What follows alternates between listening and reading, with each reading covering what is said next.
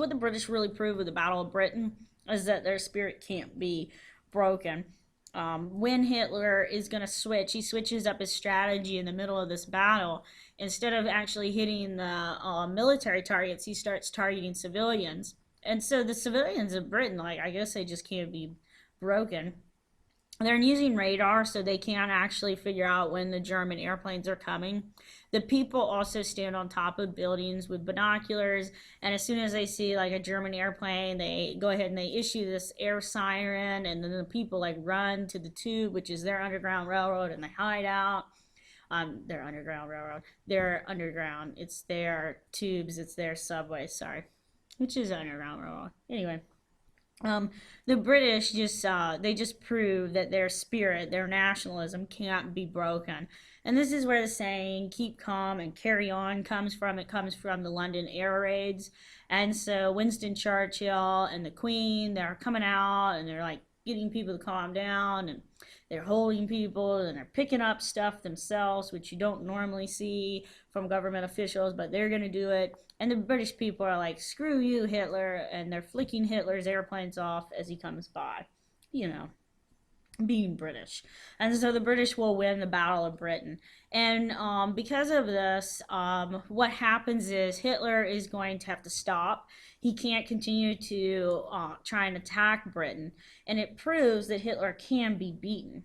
I mean, like, Hitler can be stopped. This is what the British prove, and it kind of gives like a surge in the Allies. You know, Britain and France now feel like, yes, we can win. And America's like, yes, you can, and we'll keep sending you supplies, but don't think we're going to join you. Not quite yet, because they don't. The British now are going to change, and they're going to try and defeat Italy in North Africa. So they want to defeat Italy and Ethiopia. They feel like this is the weak spot. And they're going to start targeting that part. And so Hitler is going to have to send his soldiers to North Africa to try and help the very weak Italian military. Because the Italian military is not quite the German military. The German military is better equipped, they're better trained, and they kind of have this die-hard attitude of, you know, death before dishonor. And the Italians just don't have that. Or at least they don't seem to have it for Mussolini. And so this is the Mediterranean strategy. So Hitler is going to have to send forces down to Italy and North Africa to basically save Mussolini constantly. And so that means he's got a divided military. That means he's having to fight the war on two fronts, which is exactly what he said he didn't want to do in Mein Kampf. So, ha ha.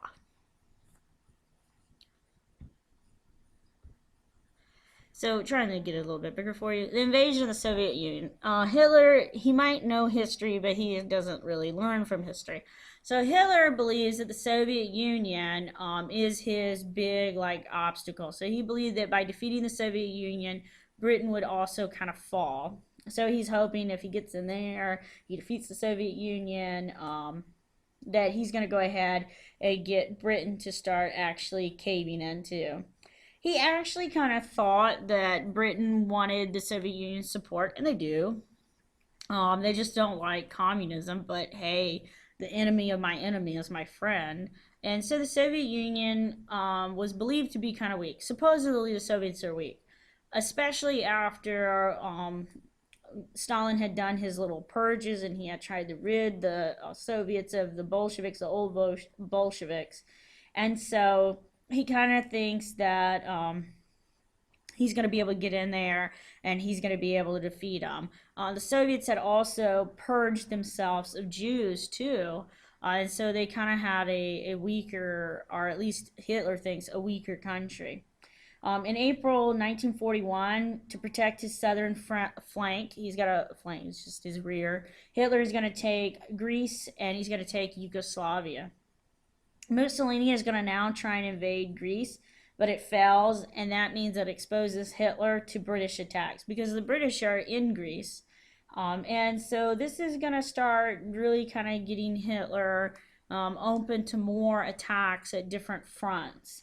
And the invasion is going to actually delay. It's going to be delayed because of the Balkan area. So Hitler, he tries to invade the Soviet Union. He will invade it. And instead of trying to get there right away, he's going to try and go through Greece and Yugoslavia. And he does that in April 1941, and he exposes himself to the British attacks because now Britain is going to be launching their attacks in the Mediterranean against Hitler because Greece is in the Mediterranean. So June 1941, Germany does invade the Soviet Union. Huge mistake. And it's a huge mistake because the Soviet Union's borders are really big. And, I mean, it's June. You know, you think you're safe because it's like summer. But the Soviets, or at least the Russians, have proven that they're willing to slash and burn their own stuff and bring you slowly into their country like they did with Napoleon. And so they're going to let the German army come in. You see, initial German victories. Yeah, come on in. And then when the Russian winter sets in, it'll kill you. The Ukraine is going to get captured along with 2 million Russian soldiers. And the Germans kill the Russian soldiers. There's not a whole lot of Russian POWs, prisoners of war. And the reason is because the Germans don't like the Russians. And the Russians don't do a whole lot of prisoners of war either for the Germans because they'll kill them too. So, like, if you kill our prisoner of wars, we're going to kill your prisoner of wars. That's how it runs. So the German army is going to be besieged at Leningrad. They get 25 miles within Moscow, and then the Russian winter sets in, and the Soviets are going to then launch their counterattack, and that's going to stall the German armies. It does stall them, and Germany is going to have a declaration of war against the United States in December 1941, and this is really what's going to doom, or at least this is what historians think, kind of dooms Germany. The Russian winter is definitely harsh. People do freeze to death in it, literally become human icicles, and the Soviets are kind of accustomed to it. They also will have their Soviet winter gear, and the German army came in the summer, and they're having their German summer gear, so it's not quite the way it needed to be. They're also going to have a hard time getting supplies in because the further you get in, the more your supplies have to get to you. They have to catch up with you. So Japan's at war too. So the whole time, like, Germany's trying to get into the Soviet Union, you got Japan doing some stuff too. They're doing it in the Pacific area, or the Pacific Ocean, the Pacific theater of war. December 7th, 1941, Japan attacks Pearl Harbor at the Hawaiian Islands. And the U.S. has no choice but now to declare war against the Empire of Japan and to declare war against the Axis powers of Japan, Germany, and Italy. So now the United States is no longer neutral. We are very, very, very involved. The same day that the Japanese attack us at Pearl Harbor, they're also going to attack the Philippines, which the United States owns thanks to imperialism, Malaya, and shortly afterwards, you're going to get the Dutch East Indies that they're going to start attacking too. People do fight back, but they lose. The Japanese army moves quick. They move fast, fast and furious. And so Japan thought the U.S. is going to accept Japanese dominance in the Pacific, but they're very wrong. The Americans are not going to accept that, particularly when they took the Philippines from us. By spring of 1942, most of Southeast Asia and Western Pacific is in the Japanese hands. And the Japanese do miscalculate. They thought Pearl Harbor would kind of like make us humble and that we wouldn't really attack back, but that's not going to happen. Right before Pearl Harbor, the Japanese had actually came here to the United States and had a peace talk with us, and they were talking about how we were great friends, and they even give us this Medal of Friendship. And America's going to use that Medal of Friendship on the bomb that we send with Doolittle's raid, and we send that bomb straight into Tokyo. So that's what we think of their friendship at that point. By spring of 1942, most of Southeast Asia and Western Pacific is actually under the Empire of Japan. And so they really have conquered a whole lot. They just really didn't think that America would react quite the way that we reacted after Pearl Harbor. And December 11th, 1941, Hitler has to declare war against the United States because he's in an alliance system with Japan. You know, it doesn't look good for Hitler at this point.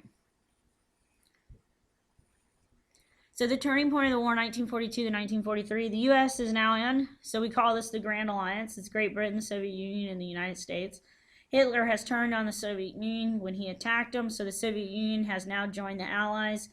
And the Soviet Union with the United States and Great Britain make up the Big Three. And the Big Three is going to be led by Winston Churchill for Britain, Joseph Stalin for the Soviet Union, and President Franklin Delano Roosevelt for the United States.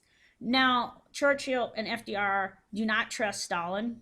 Stalin doesn't trust them because Britain's a democracy, the United States is a democracy, the Soviet Union, communist. And, of course, they're a representative democracy like we are. They have a limited monarchy. Okay, so they have a figurehead.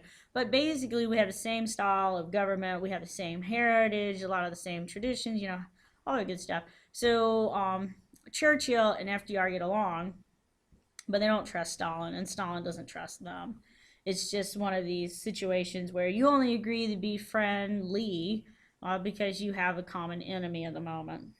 So the Atlantic Charter is actually signed between the United States and Britain, and this is signed really in August 1941. This is before the U.S. actually gets involved in the war, and it's signed between the United States and Britain, in which we basically say, even though this is a secret, charter, we say that we will go ahead and defeat Germany first. And this is the Atlantic Charter, defeat Germany first. That's top priority. And we're going to create some worldwide organization after the war for peace purposes, and that's going to be called the United Nations, so the UN. America's doing this Lend-Lease policy where we will lend and lease you war materials. 50 billion worth of materials will be lend and leased to basically Soviet Union, Britain, so that they can continue fighting Germany. The Allied policy of unconditional surrender of Germany is required. So the Soviet Union, the United States, and Britain all agree that Germany must surrender unconditionally in order for the war to end. So right now, basically, America is not really asking anybody to make a whole lot of payments on anything because they're just more concerned about winning the war. Focus more on that stuff later, post-World War. So North Africa and the Eastern Front. Summer 1942, the war is going pretty well for Germany. They've captured a whole lot of area. You got General Rommel, who is, a genius when it comes to tanks and tank divisions and how to actually operate a tank warfare. The guy wrote a book on it. He is advancing on to Alexandria in Egypt. And British General Montgomery is down there, and he is supposed to defeat Rommel. And he does. And when Rommel was defeated, he's defeated at the Battle of El Alamein.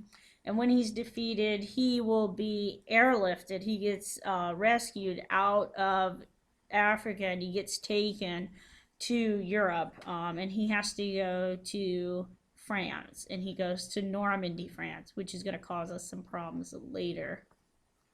So the British finally win. In November 1942, America and Britain will invade the French North Africa and get the Nazis and the Italian army out of that area. So November 1942 to February 1943, the Battle of Stalingrad, which is in the Soviet Union. Stalingrad, it's Stalin's namesake city. He tells his soldiers either win or die there. So it's kind of like very Spartan, win or die. And so 300,000 Germans are going to be lost there, and part of it is because the battle there is so fierce. I mean, it's the Soviet soldiers know that they can't come home in disgrace, that they have to win the city, or they're if they do come home, they're going to be sent to the work camps in Siberia, so they're going to be sent to die. And in Asia, what you're seeing is May 1942, the Battle of the Coral Sea. So the U.S. is going to attack the Japanese Navy. In June 1942, the Battle of Midway is going to be a major turning point in the Pacific. The United States basically destroys the Japanese naval fleet here at the Battle of Midway. Midway to victory, think of it like that. And the U.S. has established that the United States Navy is superior in the Pacific. General Douglas MacArthur is going to start doing this island hopping. And think of island hopping as leapfrog. He's going to go from a weak island to a weak island to a weak island, trying to get closer to the Japanese mainland. So he wants to get to Japan itself, but he's got to actually take weaker islands to get to the heavily fortified Japanese mainland. And every time you get to an island that's closer to Japan, that's going to be an island that is going to have a high death and casualty rate. It's going to be an island that is heavily fortified, like Okinawa is heavily fortified, and it is going to be absolutely brutal by the time we get that close to the mainland of Japan.